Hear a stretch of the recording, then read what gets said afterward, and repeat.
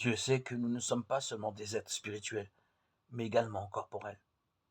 Nous avons besoin de signes et de symboles pour percevoir et exprimer des réalités spirituelles ou intimes, qu'il s'agisse de roses, d'une alliance, d'un habit noir, de graffiti ou du ruban rouge contre le sida. Nous exprimons toujours des sentiments intimes par des signes qui nous permettent d'être compris.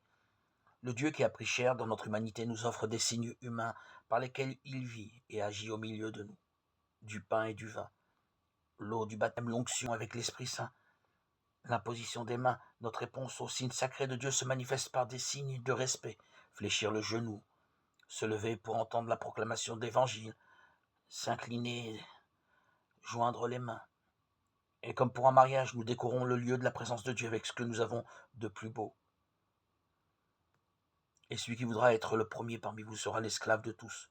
Aussi, bien le Fils de l'homme lui-même n'est pas venu pour être servi, mais pour servir et donner sa vie en rançon pour une multitude.